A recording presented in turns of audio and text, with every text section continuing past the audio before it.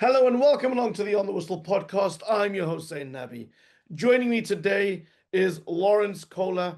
I think he's replacing Courtney Freeze as our resident Braino expert. A lot younger looking, hair on his head. Lorenz, always good to have you around Africa's biggest braai. How are you doing? It's great to be back. I think it's only fitting that we end this end the season together. We're ending off the 24-25 braai and we're going into the 25-26 braai soon. So yeah, I'm doing good. Great weather in winter. But yeah, just obviously excited to just not rap, but break down. Breakdown, Yeah, better. break down and wrap up what was a very entertaining campaign of Champions League football this season. Absolutely. I think we're going to get straight into it. I mean, we were just saying before we started the show what a one-sided affair the European Mm. competition was, the UEFA Champions League final, with PSG winning their first Champions League trophy, but 5-0 over Inter Milan. No one ever wants to see that. But the CAF Champions League was certainly tightly contested. For those who missed the first leg, it was a 1-1 draw in South Africa. Went over to Egypt, where Pyramids were coming up against Sundowns at the Air Defense Stadium in front of a very colorful, nice crowd, not quite a full house. Um, the Egyptians managed to win 2-1 and 3-2 on aggregate, and certainly, it was a very tense last, say, Mm. 10, 15 minutes plus extra time. So I have to ask you, Lawrence, as I said, we want to get right into it. Pyramids 3-2 winners. They were leading 2-0 in this game. Over the course of the two legs, do you think they would deserve a champions? I'd say so. Um, we broke down obviously the first league extensively last week. And I said that they deserve to come away with something. Because they put up a very good performance. So good that, it created a little bit of anxiety at Loftus, where, the crowd wasn't sure. Like, and when they scored that last minute goal, it was like almost like a downhill. So, you know, with those two-legged finals, there's momentum and ascendancy. Mhm. And I Mhm. think Pyramids did take that momentum into the second leg, um, in a sense of they didn't allow Sundowns to play their usual game. That's number one, especially that first half of the second leg. Pyramids look, Sundowns had most of the ball, but Pyramids looked more. Maybe it's an eye test. Maybe that's just me. I saw it, but they did look the more threatening. That's the side that was always going to look more likely to score. If I have to put it um, factually or whatever, however I want to say it. But yeah, I think Pyramids looked the more threatening, and you could say that they were deserved winners because they played attacking football. They didn't show any fear. Coach Miguel Cardoso said after the game as well that they showed more desire, and I think that's like a very key word to use. Like they fought for everything, or the second ball. Um, they just wanted it more. And I think Cardoso said that what was missing. And it's weird for a coach to outright and say that the other team desired it or showed more desire than my team. You know what I mean? Um, but I think he just didn't want to sugarcoat things. And yeah, 24 goals over the course of the campaign to Sundowns 9. Um, that's a telling statistic. I think only Esperance beat them over this tournament. So yeah, I think they deserved it. And if you look at the makeup of the squad, there's a couple of players that's there since day one. So this has been a progressive development of this team. They started with the CAF Confederations Cup. They never quite got over that line. But they've always been tipped as dark horses because of the investment, and good on them. They were there in the crowd this weekend. It was quite weird to see that, eh? Like, a crowd. It was a decent, I would say it was like maybe a 60% full. Colorful. Yeah, Yeah. colorful because there's people wearing. I'm 100% certain they were said you're not allowed to wear an Al Ahly or Zamalek kit when you come. Because when they were showing the crowd, you could see Yeah. this is different. Like people wearing a green shirt or a jersey. It was just like, And I think it just created a very jovial atmosphere because people were just coming there as neutrals to enjoy a game, and yeah, it was a decent spectacle. I have to tell you, you mentioned goals, and 13 of Pyramid's goals were scored by Fiston Mayele, Mm. the Congolese striker. He's 30 years old, so not particularly young, but certainly had a fantastic competition. For me, I'll give an opinion. I think he's my player of the tournament. Um, you know, he's the top scorer. He scored when it counts. He's consistent, scores in big games, scores in finals, and somebody who I think gives that attacking edge to Pyramids. When you look at the tournament, I mean, who was your player of the tournament? And I'll give you another one. Like, who was your sort of player that surprised you over the course of the tournament with their performance? Almost like someone that you didn't know about, but you leave going, I thought that this guy really impressed me. Um, Look, I mean, I'm gonna have to be obviously honest when you're talking about players that surprised me. Obviously gonna be a bit biased because I do have a more keener focus on the South African team and Oh, I watch sure. them more attentively. So obviously I'm gonna go with somebody like Kota from Orlando Pirates. He really surprised me. Somebody came out to the DDC. I didn't expect much from him, but he was catapulted into the starting 11 and into the limelight because of Saleng's situation. Everybody knows he was their first choice right winger. Um, Things went a bit sour there at the club, which many fans think could have been the difference between them and winning additional titles this season. And Kota, a young kid coming from the reserve team, and that game against Belouizdad, he was insane. Like he scored two bangers. And he took that form and that performances, that consistency. It's not always about goals and assists, but the way that he drives, the fearlessness about him. So I think he was a player that I didn't expect, to step up. I was always telling like my mates and my colleagues, like, I don't think these young kids are gonna go to North Africa and excel. And they constantly proved me wrong. King proved me wrong, but he's got a bit more time in the team and a bit more, how would you say, status in our game. It's almost expected of him now to perform. So Nkota, my surprise. And I'd agree with you with Mayele because I don't think without Mayele they win this tournament. Two goals in this quarterfinal, second two-legged tie, two goals in the semi-final, and then obviously a goal in the second leg, which was, I think it swayed. We speak about momentum, it swayed the momentum Hmm. in Hmm. favor. And it's a crazy thing because I don't particularly think he's an outstanding player. Like if Hmm. I want, he's this, but he's just a poacher, and I think he's in just a very good moment of his career now. He was a player that was nowhere a couple of years ago. Nobody wanted him. Then he started having a decent season at Vita, went to Younger, and since he went to Younger, it's just been up, up, up, up, up, Hmm.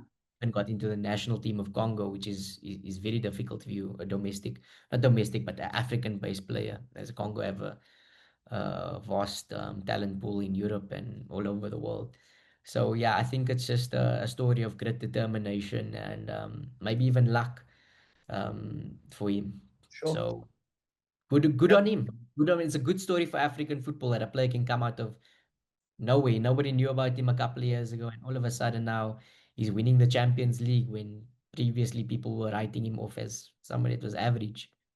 Absolutely. Let's turn our attention back on Sundowns. Um, Another crushing defeat in search of that second star. Um, they seem to be making a habit of failing when it comes to the business end of the competition. And I don't say that as a form of enjoyment. Yeah. It's just an observation. I mean, what must be going through their minds and how they get this right next season? I think now it's really starting to become what's the word? A psychological hurdle now. Like Mhm. honestly, it's become like this burden of expectation of, we are this all-conquering team that, we dominate the domestic league for 8 seasons. So our priorities are the Champions League. And it's very weird where you get a team like Al Ahly who thrive to that pressure and constantly get to the semi-final and the final and win it. Where Sundowns are somehow, I don't know if it's luck or if they're cracking, or if they're jokers, or whatever. And I think it would be unfair to call them jokers because in that final 10 minutes, I'm sure we'll get there, but there was that feeling that they could nick this, Like there was that feeling that this is the Al Ahly game all over where they're gonna nick a late goal and shock everyone. That the opportunity was there. They were knocking on that door. Um, but it's just I don't know, like I think Rulani Mukwena perhaps would Mm. have gotten him over the line had he continued with Interesting. project. Because But that's hindsight. but I mean, he was, when they did the review last season, ostensibly removed because he couldn't do this, right? There was a feeling that he'd failed in that regard, amongst a few other issues. Yes. Obviously they expected them because they were the best team in Africa.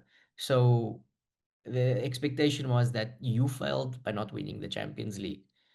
That's not a debate, but I do think that he was fired over perhaps certain elements of maybe man management or even interpersonal relationships within the hierarchy or whatever. It's not like not we sitting at the table and discussing why he was getting fired, but the club put out a statement and said something towards the lines of, exactly what you said, that they didn't win the Champions League and the targets were not met. So with that precedent, we're obviously gonna speak about it. Well, that precedent, I mean, just Cordoso should be fired as well. Um, but I mean, it's obviously not the same situation where Rulani was with the club for a couple of years and built the team to that. But why I said I think he would have got them over the line because I think there was perhaps more togetherness. That's just my visual understanding of it, and I could be very wrong. But I've just felt like within this team and within the squad, since they lost to Chiefs in that net bank, I just felt a very different energy. It could be my eyes, it could just be the way I felt. Maybe I was tired of the season. Maybe it was my energy that was messing with my mind of how I saw this team. But I just think there was a little bit of a hit in the determination, the morale. And it could also be that, some of these senior key figures have also been, you know, had less influence. You're talking about your Temba Zwane, talking about your Peter Shaluliles, your Motobi Mvala hasn't been there. You know what I mean? Maybe it could be that. But I just felt that there was a different spirit and energy, and this is my opinion. I'm not saying that it's fact. This is just my opinion of it. Um, Cool. so yeah, I mean, obviously the fans are very upset. I'm sure you've seen online their reaction about it because they do feel, and I agree with him, this was their chance. Because Al Ahly is definitely going to come back stronger. Mm. Pyramids is going to come back stronger. Esperance is going to come back stronger. Um, and it was just a chance, a big, big, big chance missed. Of course, Pyramids being the team of the, Egyptians that you would want to face, whether it's Al Ahly or Zamalek. Yeah. Staying with Pyramids for a second, I mean, they have won the CAF Champions League pretty much 10 years after coming into existence. They're second in the Egyptian Premier League, seven, eight With years. Yeah. yeah, yeah. They are in the cup final, if I'm correct, in Egypt. I mean, could this be the start of a new superpower in Egypt and on the continent, despite the lack of fans? It could be. Um, and I think the dependent is how long the owners pump money into this project. Like, you can get certain owners, they're not in it to make money. They just there, it's like a passion project, They enjoy building something, they enjoy something new. Um, and I do think that it is something maybe for the long haul, like because there's already discussions amongst the club to say maybe we should relocate our fixtures to a different city, Hmm. Hmm. build a fan base. So that gives you a vision of, hey guys, when we're not gonna run away from this. We actually want to build a genuine club, because the coach Drukic um, was consistently saying, like, when I arrived at a club with no fans, it was crazy, because he felt that Mm, that was the missing element to getting a phenomenal team over the line to win trophies. Now he's won the Egypt Cup. Depending on what happens at CAS, they come second back in the Champions League. They won the Champions League now, and they could win and they could retain the Egypt Cup. And they play Zamalek. And then getting a fan base in an area, I can't remember the name of the city, but it was one of the cities where there's not a dominant team. Like, you get Smiley on one side and whatever. So I do feel that they've made a good structure. They've signed well. They're not signing someone, oh, you're a great player, whatever. They're signing quite meticulously. mm, Oh, we need a new right back. We go sign a decent right back that is performing well at Asfa, Chibi. Oh, we need a new striker. Well, we sign Mayele from Yanga, who was one of the top strikers in the Confederation Cup. Oh, we need a central midfielder. Let's go get Widad's captain. You know what I mean? mm. Like they're signing 10, 15 players a season, like we see many other African clubs do, and that's why they never build on their year-on-year progression. So obviously, I can see that there is a sound project in place, and then just the missing element is the fan base.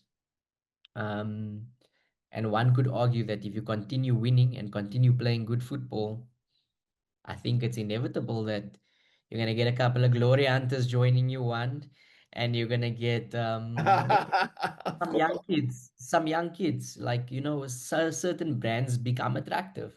Yes. Know what I But Man mean? City, right? I mean, to Yeah, be fair, Man City did have a loyal base in Manchester, but but not globally. globally, they were never what they were. They couldn't be. Exactly. Who Exactly. remembers the nonsense they played at Main Road? I mean, if you're Noel Gallagher and Liam Gallagher, probably there. But I mean, wow. The There was Paul Dickov, you know what I mean? Yeah, like, I tell you, the way I explain it is if Micah Richards is the guy doing a lot of the media around the the team, legend. is the legend, right? Yeah. There's a big problem with your club.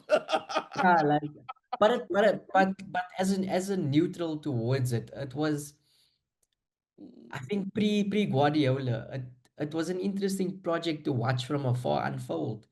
Like when Mark Hughes came in there, um, Peter Schmeichel also played there briefly.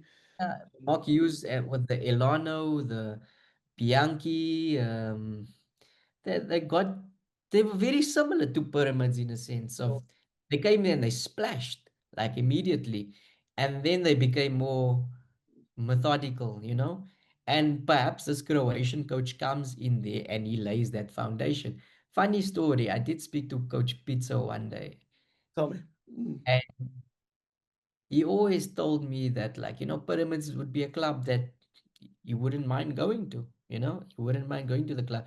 And I was like, oh, coach, but the club doesn't have history. And he said, but every coach would love to be that coach who creates that history with them. mm, Going to a club like Al Ahly or Sundowns where they say, hi, my friend, we need you to deliver this. The fans are hurling insults at you. This is a unique opportunity where you've got the budget, you've got the tools, you're not going to be worried about getting paid, and you have the ability, if you get everything right, to create that history and that legacy. Um, and if Pyramids, go on to become the superpower that we're discussing, this Croatian guy, Drukic, he will forever be known as that guy who laid that foundation, and a legend of the football club. sure. One last question for me in two parts, Lawrence. Yeah. Firstly, what next for Sundowns? Is Miguel Cordoso the right man to continue to lead them next season? When they do the review, do you think they will be thinking of other options? And also, they have the FIFA Club World Cup coming up, a number of exciting games there.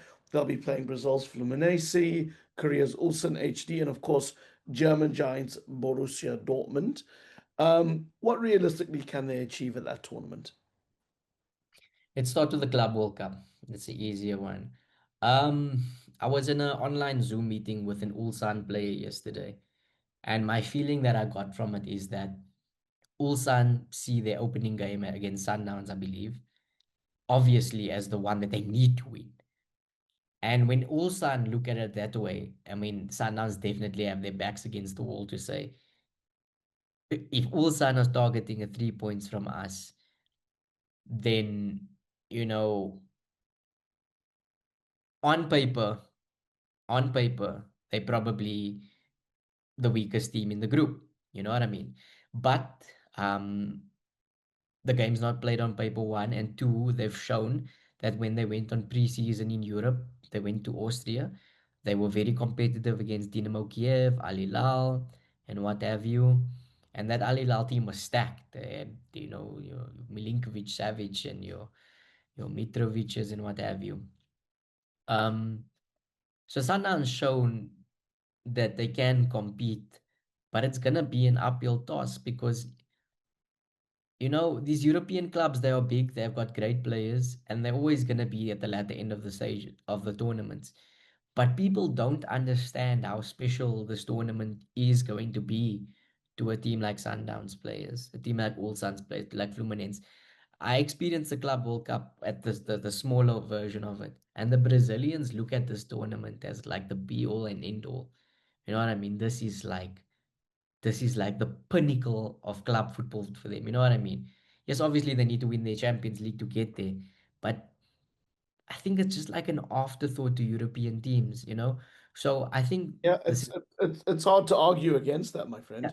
I think the desire, it's about can the desire to be successful and be on the world stage combat the level of quality and experience between the two sides.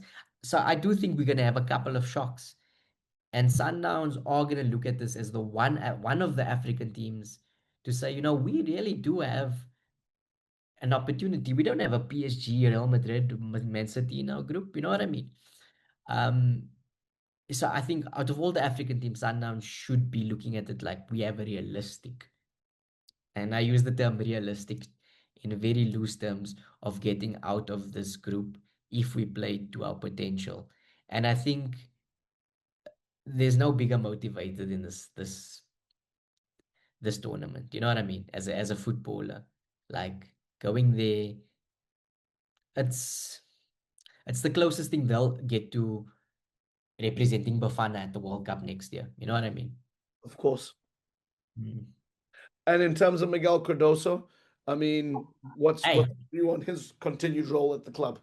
yeah, look, I mean, there's obviously very emotional responses right now. A lot of fans, some saying in, some saying out. Legends are saying out.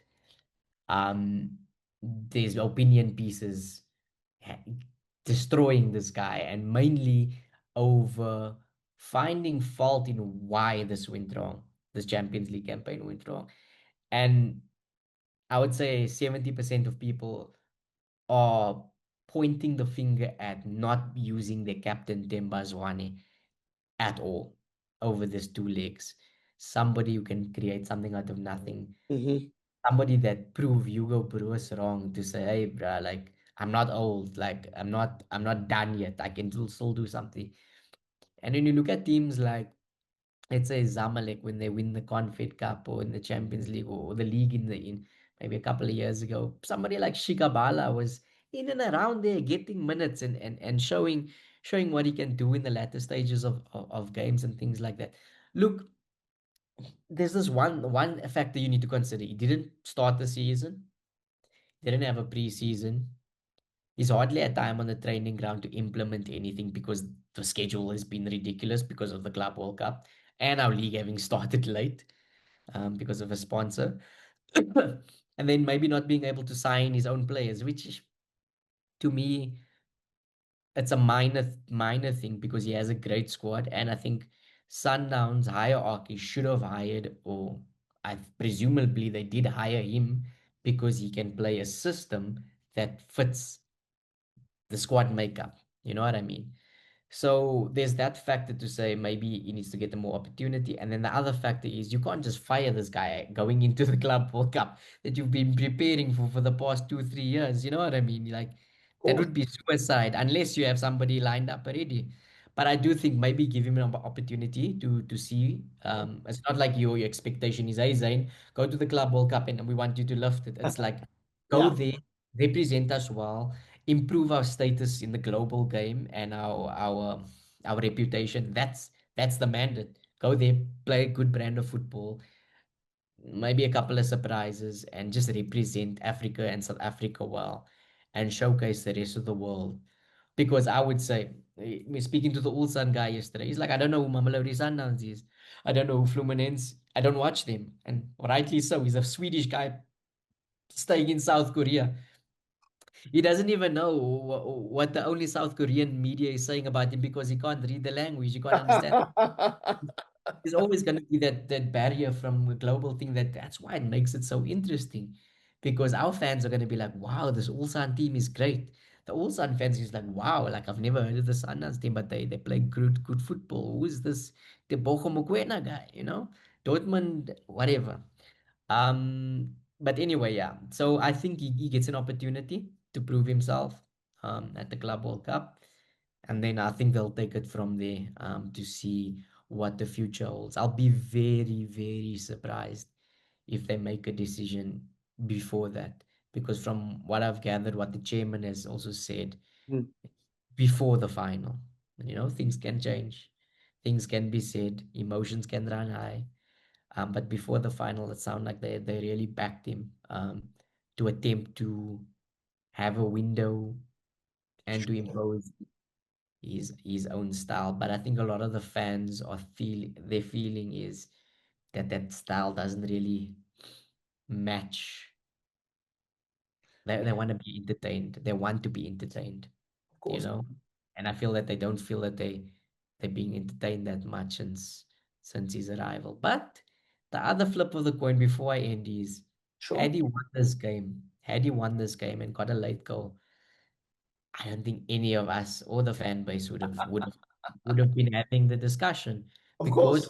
because when Rulani was ripping through everyone and fell at the semi-final, the quarter-final, they asked the question, why couldn't we play ugly and win it? Yes. So there's always going to be this flip side of every opinion. Um, but yeah, that's the prerogative of the fan base, the prerogative of the owners, the board, and the executives of Sundowns. We can just share our own opinions and I don't know. Yeah, that's a difficult one. Of course. Of course. And look, logic says continuity into the tournament. Unless they particularly fall apart, you Mm. probably see him staying on. However, anything's possible in football. Team spirit also, like if the team is like, you know, we're fighting for this guy. I think that's also Yeah, very, very crucial. 100%. 100%. For those of you listening out there, let us know what you think. Were Pyramids the deserving champions? Will they get more fans? Will we see Miguel Cordoso stay on, or will there be another option going into the new season? Hit us up at OTW_podcast on X and Instagram. You can also find us by searching for the On the Whistle podcast on YouTube and, of course, Facebook. And you can find us on all the regular players where you download your podcast. Lawrence, always a pleasure having you on. Even though the season is over, there's still a lot to discuss. I'm sure we'll have you on. I'm sure we'll be chopping it up.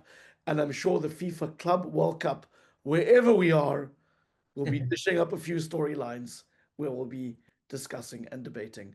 For now, I wish you well, Lawrence, and I say Salagash there to our audience.